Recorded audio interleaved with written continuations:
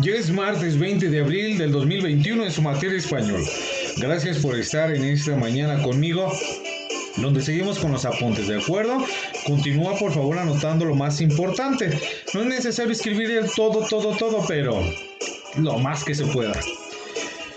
El español es la lengua más extendida en el territorio mexicano, aunque no existe ninguna declaración legal que lo convierta en una lengua oficial. Su uso en los documentos oficiales y su hegemonía en la enseñanza estatal lo han convertido en un idioma oficial de facto, y más del 98% del total de los más de 125 millones de habitantes en México lo emplean, ya sea como lengua materna o como segunda lengua. El español llegó al territorio que actualmente se conoce como México, acompañado a los conquistadores hispanos en las primeras décadas del siglo XVI.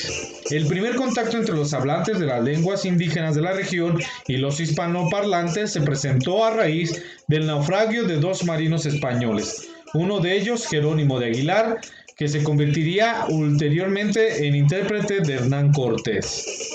A partir de la penetración española en territorio mexicano, el idioma español fue obteniendo una presencia mayor en los ámbitos más importantes de la vida. Primero, la Nueva España fue la principal lengua de la administración durante el siglo XVII.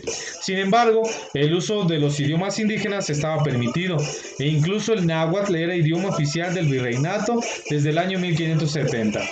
No obstante lo anterior, se calcula que al consumarse la independencia de México, el número de hispanohablantes escasamente superaba el 40% de la población, ya que los indígenas seguían empleando mayoritariamente sus lenguas vernáculas. México es el país con mayor cantidad de personas hablantes de lenguas amerindias en América, con un total de 65 lenguas vivas registradas en el año 2010. Sin embargo, en números relativos, la proporción de estas comunidades lingüísticas es muy poca, 6.7. Es menor en comparación con países como Guatemala, que tienen un 41% de hablantes de lenguas indígenas, en Perú el 32%, e incluso con Ecuador el 6.8% y Panamá el 10%. A excepción de hecha del náhuatl, ninguna de las lenguas indígenas en México posee más de 1 millón de hablantes. El náhuatl es la cuarta lengua indígena de América por el tamaño de su comunidad lingüística, detrás del quechua, el aymara y el guaraní. Por castellanización se entiende que en México el proceso de adopción de la lengua española por parte de los pueblos indígenas es hablar precisamente de la castellanización a la educación intercultural bilingüe.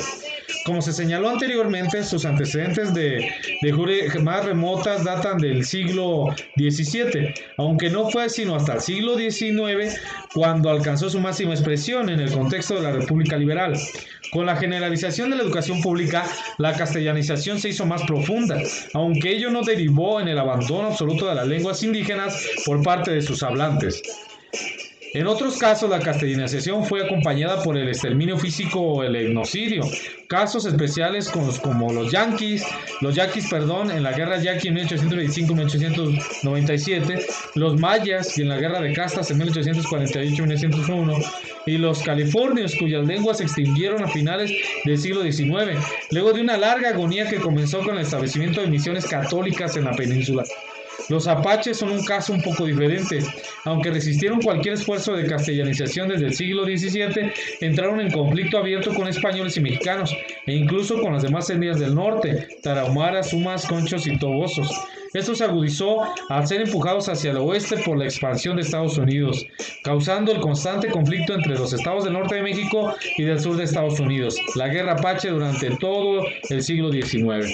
La castellanización tenía como propósito eliminar las diferencias étnicas de los indígenas con respecto al resto de la población, para en última instancia integrarlos en igualdad de condiciones a la nación. En México, uno de los principales criterios históricos para la definición de lo indígena ha sido la lengua. El criterio racial solo desapareció en el discurso oficial de la tercera década del siglo XX. Hasta aquí llegamos el día de hoy. Continúa tus apuntes, estamos en un tema muy interesante históricamente hablando. Hasta luego, nos vemos mañana.